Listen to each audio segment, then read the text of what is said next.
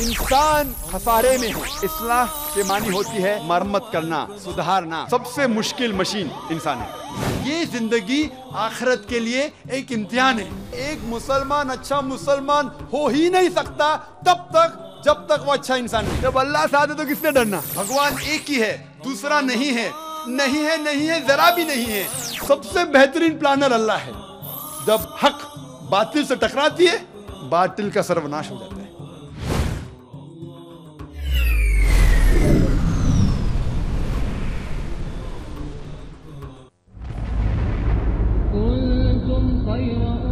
अल्लाह के रसूल आपने पैगाम पहुंचाया। अल्लाह के रसूल कहते हैं उनसे कि जो लोग यहाँ मौजूद है उन लोगों से कहो जो यहाँ मौजूद नहीं है। ये मुशरिक लोग आखिरत के दिन पे हमें दोषी ठहराएंगे कि जब अल्लाह सुब्हाना व तआला ने ये मुसलमानों को हिदायत दी थी, उनने हमें क्यों नहीं कहा मुसलमानों आप सबसे बेहतरीन उम्मा है सारे जहां में। क्या हमारे लिए कोई जिम्मेदारी नहीं है? अगर आप अपने जिम्मेदारियों से भागे, अल्लाह ताला आपकी जगह एक दूसरी कौम लेके आएंगे और वो आपकी तरह नहीं होगी।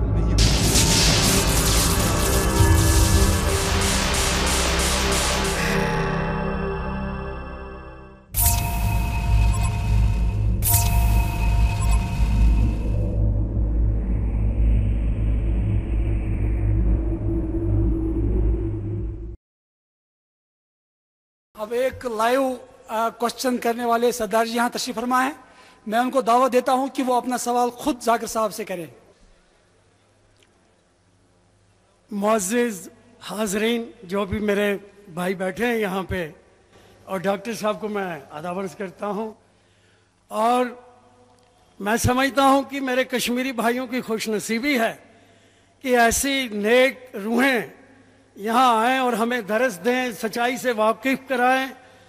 यह हमारी खुशकिस्मती, क्योंकि रूहानियत की बात जो है वो इंसान के अंदर की जो परतें हैं जिस पे मैल जन्म जन्म की जमी होती है, ये इजलास, ये मुबारक दिन वो हमारी गंदगी को साफ करते हैं, अंदर की मैल को साफ करते हैं। और गुरु ग्रंथ साहब का एक शब्द मैं यहाँ ज़रूर अर्ज़ करना चाहूँगा, क्योंकि गॉड इज़ वन, कोई फर्क नहीं पड़ता। जब बाबा जी मक्का गए तो वहाँ लोगों ने कहा ये कोई फिर दीवाना फकीर आया है यहाँ पे। वहाँ उस वक़्त ये सवाल नहीं था ये किसी सिख कौम से ताल्लुक़ रखता है या किसी और कौम से। उनको तो उस वक़्त सिर्फ देखा गया एक फ़कीर, मस्ताना फ़कीर। इसलिए गॉड इज़ वन। और मैं ये कहना चाहता हूँ कि खालिक खलक, खलक में खालिक, वो अल्लाह जो है, खालिक जो है, सारी दुनिया के लिए उसकी रहमत की नज़र है। उसमें हम भी हैं, आप भी हैं, सब हैं। मैं डॉक्टर साहब से सिर्फ 2 मिनट, 1-2 मिनट में बात ख़त्म करना चाहता हूँ। मैं ये अर्ज़ करना चाहता हूँ, बड़े प्यार से, खुशी से मैं एक दिन लखनऊ के इमाम बाड़े पहुँचा तो वहाँ पे मेरे को इतना प्यार आ गया। इतनी प्यारी मस्जिद शरीफ बनी हुई थी मार्बल में, वाइट मार्बल में। तो मेरा दिल किया कि मैं अंदर जाऊं, क्योंकि मेरा जमपल तो आप लोगों में है। मैं तो पैदा यहाँ हुआ हूँ, मैं तो कश्मीरी हूँ, फर्स्ट लिया है मैंने कश्मीरी, उसके बाद सारी बातें हैं। इस मिट्टी में जन्म लिया, इसमें मरेंगे, कोई परवाह नहीं। इतनी अर्ज़ मैं करना चाहता हूँ कि नहीं मुझसे रहा गया, प्यार आया मेरे दिल में। मैंने कहा खुदा मैं अंदर जाऊँ और मैं ज़रा देखूँ और अपनी रूह को खुश करूँ, मैं देख के क्या है अंदर इसके। वहाँ एक बोर्ड लगा था कि non Muslim is not allowed in दी मस्जिद। मैं साहब जी से इतनी अर्ज़ करना चाहता हूँ, डॉक्टर साहब से, कि मुझे ये एक्सप्लेन कर दें।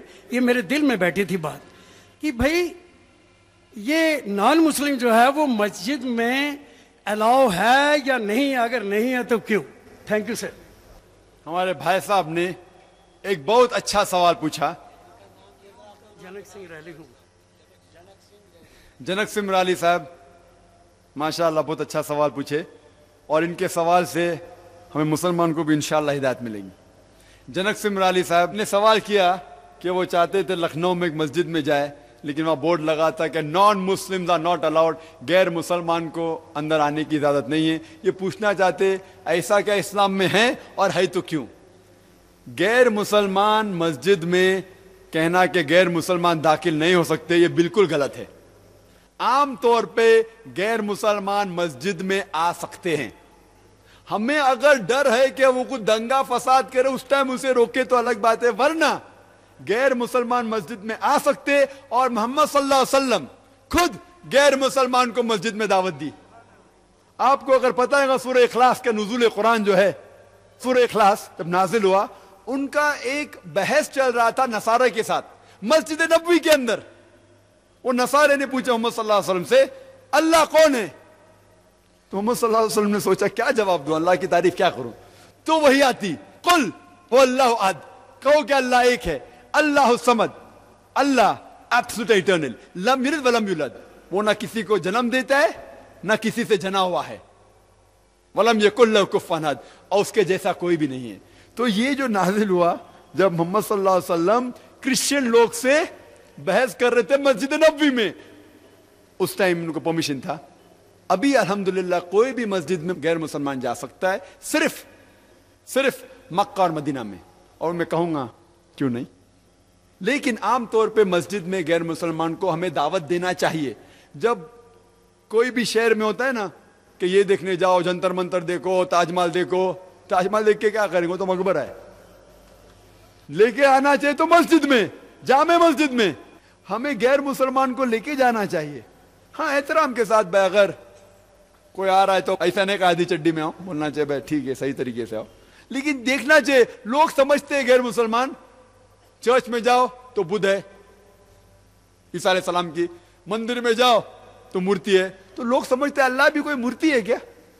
جب آتے ہیں غیر مسلمان سوچتے یہ مسجد تو پوری خالی, وہ ڈھونڈتے. تو میں پوچھا کیا ڈھونڈتے آپ, وہ مورتی کدھر ہے, میں بولا کس کی مورتی. تو مسجد میں داخل ہوئیں گے تو پتا چلے گا نا کہ ہم مورتی پوجا نہیں کرتے. مسجد میں سے آنے سے روکیں گے تو کیسا آپ دعوت دیں گے انہیں. تو غیر مسلمان لوگ بھی مسجد میں آ سکتے. اور ایک حدیث ہے محمد صلی اللہ علیہ وسلم کے ٹائم پہ, ایک غیر مسلمان آ کے مسجد میں استغفر اللہ, وہ پیشاب کرتا ہے. صحابہ اسٹیج میں آ کے بہت گرم ہوتے اور اسے مارنے جاتے, تو اپنے نبی انہیں روک لیتے چپ چاپ, بولتے رہنے دو. اس کے جانے کے بعد صحابہ سے کہتے کہ صاف کر لو. مسجد میں آ کے پیشاب کرتے اور محمد صلی اللہ علیہ وسلم کچھ نہیں کہتے. یہ ان کی حکمت تھی. اور وہ جانے کے بعد بولتے وہ جگہ کو صاف کرو. یہ اپنے رسول, اور ہم مسلمان کہاں سے انہیں ملتا ہے پتہ نہیں. نان مسلم ناٹ الاؤڈ, خواتین ناٹ الاؤڈ. تو مجھے کہنا چاہیے کہ غیر مسلمان آ سکتے. لیکن ایک سوال یہ بھی ہے کہ حرم میں, حرمین, قرآن کی آیت ہے کہ اس وقت کے بعد مسجد حرمین, مسجد مکہ اور مدینہ میں غیر مسلمان نہیں آ سکتے. کیوں؟ کیونکہ ہم جو کہتے ہر جگہ کا, ہر ملک کا کوئی ایریا ہوتا ہے, cantonment area. Cantonment area military area ہے نا, ملٹری بیس. اور اس ملٹری بیس میں صرف وہ لوگ جا سکتے جو دیش کی حفاظت کرتے ہیں, ملٹری لوگ. میں کہوں گا کہ میں سٹیزن ہوں, میں انڈیا کا ناگرک ہوں, میں ملٹری بیس میں جانا چاہتا ہوں, بولتے نہیں الاؤڈ نہیں.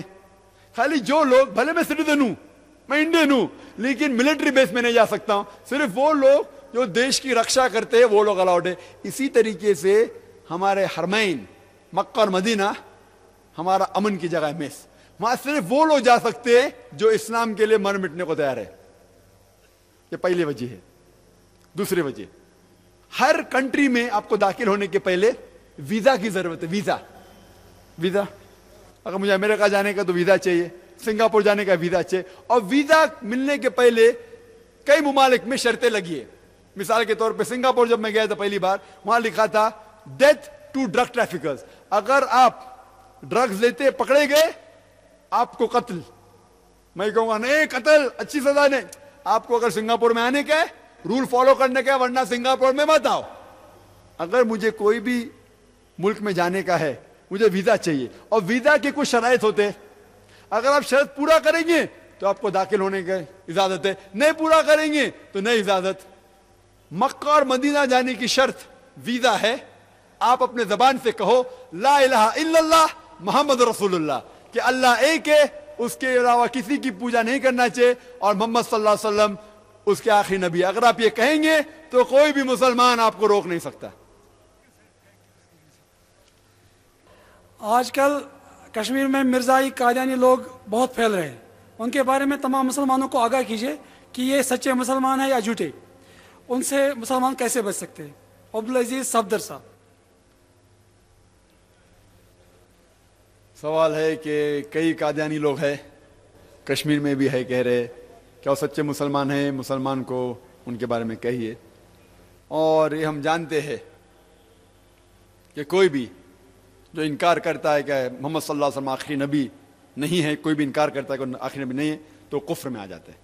تو کئی علماء کا فتویٰ ہے کہ یہ لوگ اسلام کے دائرے کے باہر ہیں. باقی کوئی بھی آپ چیز کرو، اللہ میں مانتے، اللہ کے رسول میں مانتے ہیں، وہ آخری نبی ہے، تو پھر اسلام کے دائرے میں ہے. بھلے صحیح راستے پہ نہیں ہوئیں گے تو بھی اسلام کے دائرے میں ہیں. کیونکہ قرآن مجید میں صاف الفاظ میں کہا گیا ہے سورہ احزاب میں، سورہ نمبر 33 آیت نمبر 40 میں، کہ محمد صلی اللہ علیہ وسلم آپ کے والد نہیں ہیں اور وہ اللہ کے رسول ہیں اور وہ خاتم النبی ہیں. ما کان محمد ابا احد من رجالکم ولکن رسول اللہ وخاتم النبیین وکان اللہ بکل شیء علیما. محمد صلی اللہ علیہ وسلم آپ لوگ کے کوئی بھی والد نہیں ہیں، وہ اللہ کے رسول ہے اور خاتم النبی ہیں، اور اللہ سب جاننے والا ہے. یہاں قادیانی لوگ کہتے کہ نبی اور رسول کا ترجمہ الٹا کرتے ہیں. وہ کہتے ہم جانتے ہیں کہ محمد صلی اللہ علیہ وسلم آخری نبی ہیں. وہ کہتے نبی وہ ہے جس کو پیغام دی گئی ہے، تو وہ آخری نبی ہے لیکن آخری رسول نہیں ہے. وہ معنی کو الٹا کرتے. کوئی بھی جو عربی یا اردو بھی جانتا ہے رسول کے معنی جس کو رسالت دی گئی ہے، تو نبی کے وہ معنی ہیں جو عام پیغمبر ہے، اور بہت سے پیغمبر آئے. نبی مطلب عام پیغمبر. رسول وہ جو نبی ہونے کے باوجود ان کے اوپر ایک وحی نازل ہوئی، ان نے کوئی اللہ سبحانہ و تعالیٰ کی طرف ایک رسالت بھی لے کے آئے. تو ہر رسول نبی ہونا ضروری ہے لیکن ہر نبی رسول ہونا ضروری نہیں. جب اللہ تعالیٰ فرماتے ہیں محمد صلی اللہ علیہ وسلم رسول ہے اور پھر کہتے ہیں خاتم النبیین ہے، مطلب اس کے بعد کوئی بھی نبی نہیں آئے گا. اس کا مطلب اس کے بعد نبی بھی نہیں آئے گا اور رسول بھی نہیں آئے گا. اگر میں کہوں گا کہ یہ آدمی گریجویٹ ہے، بی اے ہے، لیکن اس کے بعد کوئی بھی 10 اسٹینڈرڈ بھی نہیں پاس کرے گا، تو یہ 10 اسٹینڈرڈ نہیں پاس کرے گا مطلب گریجویٹ بھی نہیں ہوئے گا، ایم اے بھی نہیں ہوئے گا. تو قرآن میں صاف الفاظ میں اللہ تعالیٰ فرماتے ہیں کہ محمد صلی اللہ علیہ وسلم آخری نبی ہے اور آخری رسول بھی ہے. لیکن یہ لوگ کہتے ہیں مرزا غلام قادیان وہ بھی ایک نبی ہے، ان کے اوپر رسالت نہیں لیکن وہ بھی نبی ہے. تو جو بھی محمد صلی اللہ علیہ وسلم کے آخری نبی اور رسول ہونے سے انکار کرتا ہے تو وہ اسلام کے دائرے کے باہر ہے. اور ایک قادیانی لوگ، جیسے میں کہہ رہا تھا پہلے بھی، میڈیا جو غیر مسلمان کا میڈیا ہے اسلام کے خلاف ہے. ہمارے مسلمان کا ایک بھی میڈیا نہیں، افسوس کی بات ہے. لیکن یہ قادیانی لوگ کا ٹیلی ویژن سیٹلائٹ چینل ہے 24 گھنٹہ، نام ہے ایم ٹی وی، مسلم ٹی وی اے احمدیہ. اور ان لوگ کچھ چند قرآن کے آیت کی تلاوت کر کے مسلمان کو بہکاتے. جس طریقے سے میں نے کہا عیسائی لوگ 5 سوال میں نے کیا، بہت سے سوال ہے، یہ 5 سوال کا جواب نہیں، اسی طریقے سے یہ احمدی لوگ، یہ قادیانی لوگ کچھ چند قرآن کی آیت لیتے، حدیث لیتے، اور جو عام مسلمان کے پاس علم نہیں انہیں گمراہ کرتے ہیں. ہمیں ان کے بارے میں علم ہونا چاہیے اور ایسے لوگ کو ہم جا کے ان سے دعوت دینا چاہیے.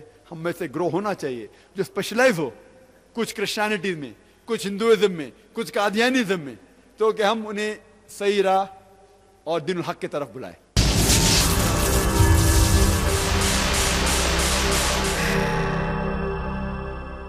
جو بھی محمد صلی اللہ علیہ وسلم کے آخری نبی اور رسول ہونے سے انکار کرتا ہے تو وہ اسلام کے دائرے کے باہر ہے. اور ایک قادیانی لوگ، جیسے میں کہہ رہا تھا پہلے بھی، میڈیا جو غیر مسلمان کا میڈیا ہے اسلام کے خلاف ہے. ہمارے مسلمان کا ایک بھی میڈیا نہیں، افسوس کی بات ہے. لیکن یہ قادیانی لوگ کا ٹیلی ویژن سیٹلائٹ چینل ہے 24 گھنٹہ، نام ہے ایم ٹی وی، مسلم ٹی وی اے احمدیہ. اور ان لوگ کچھ چند قرآن کے آیت کی تلاوت کر کے مسلمان کو بہکاتے. جس طریقے سے میں نے کہا عیسائی لوگ 5 سوال میں نے کیا، بہت سے سوال ہے، یہ 5 سوال کا جواب نہیں، اسی طریقے سے یہ احمدی لوگ، یہ قادیانی لوگ کچھ چند قرآن کی آیت لیتے, حدیث لیتے, اور جو عام مسلمان کے پاس علم نہیں انہیں گمراہ کرتے ہیں. ہمیں ان کے بارے میں علم ہونا چاہیے, اور ایسے لوگ کو ہم جا کے ان سے دعوت دینا چاہیے. ہم میں سے گرو ہونا چاہیے جو اسپیشلائز ہو, کچھ کرسچینٹی میں, کچھ ہندوازم میں, کچھ قادیانیزم میں, تو کہ ہم انہیں صحیح راہ اور دین الحق کی طرف بلائیں. ڈاکٹر صاحب آپ نے جواب میں کہا کہ محمد صلی اللہ علیہ وسلم کا ذکر ہندوؤں کی کتابوں یعنی ویداز میں بھی آیا ہے. کیا اس کا مطلب یہ ہوا کہ ویداز وغیرہ بھی اللہ کی کتابیں ہیں؟ یہ سوال جو پوچھا گیا ہے کہ ویدا میں بھی محمد صلی اللہ علیہ وسلم ذکر ہے, ویدا بھی اللہ کی کتاب ہے, یہ جواب بائبل کا اور یہ جواب سیم ہے. بائبل اور ویدا کا جواب الگ نہیں ہے, لیکن ہمیں یہ پتا ہے کہ بائبل انجیل کی بگڑی ہوئی شکل ہے. تو انجیل تو اللہ کا کلام تھا ہی, لیکن یہ بائبل بگڑی ہوئی شکل ہے. لیکن اللہ تعالیٰ فرماتے ہیں سورہ رعد میں سورہ نمبر 13 آیت نمبر 38 میں کہ وَالْأَجْلِ کتاب, ہم نے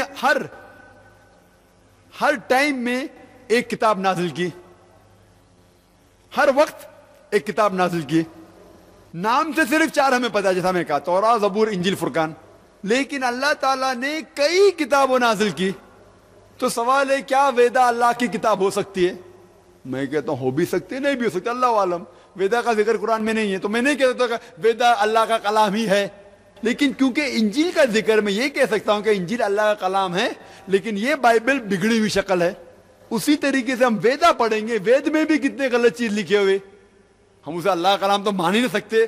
یہ کہہ سکتے کہ ہو سکتا ہے یہ اللہ کے کلام کی بگڑی ہوئی شکل ہے, ہو سکتا ہے. میں نہیں کہہ رہا ہوں ہے, ہو سکتا ہے, لیکن مان لو بحث کے طور پہ ویدا اللہ کا کلام ہے, مان لو بحث کے لیے. میں نہیں کہتا ہوں ہے, ہو سکتے نہیں بھی ہو سکتے. اللہ تعالیٰ کہتے میں نے کئی کتاب نازل کی, نام سے صرف 4 ہمیں پتا ہے, کئی پیغمبر بھیجے, نام سے صرف 25 کا ذکر ہے قرآن مجید میں.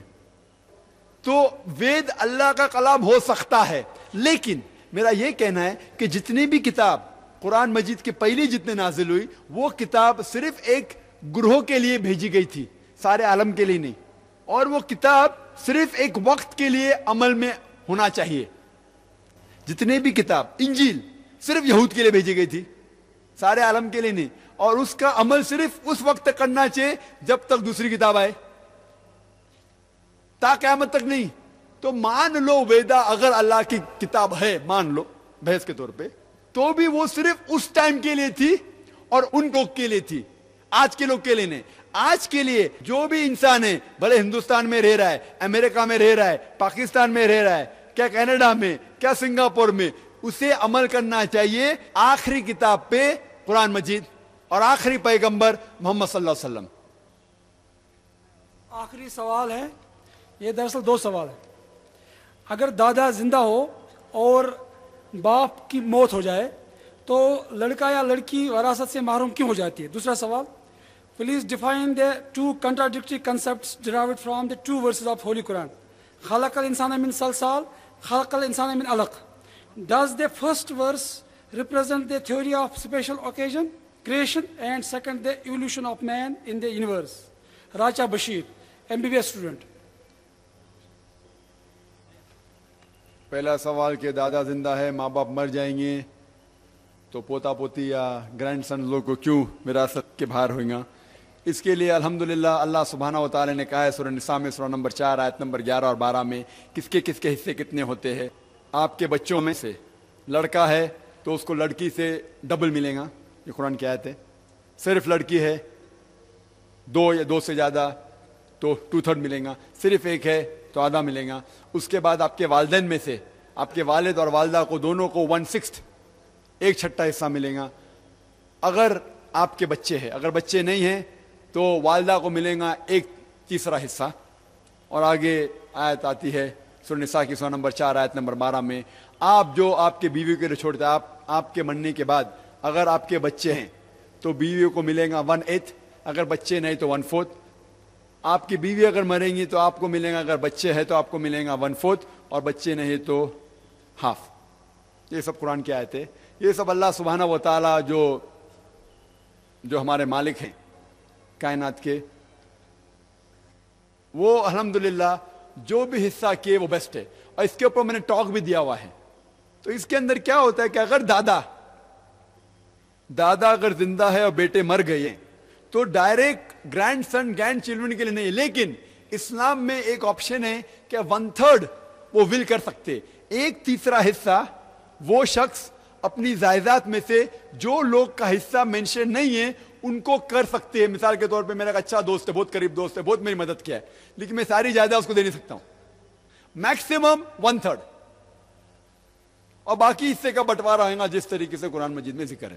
تو اسی طریقے سے وہ دادا اگر چاہتا ہے کہ ان کے نواسے کو ملے تو اسلام میں اس میں ہے کہ وہ 1/3 میکسیمم، اس سے کم بھی کر سکتا ہے کہ گرینڈ چلڈرن کے لیے اگر وہ چاہتا ہے کہ ملنا چاہے دے سکتا ہے.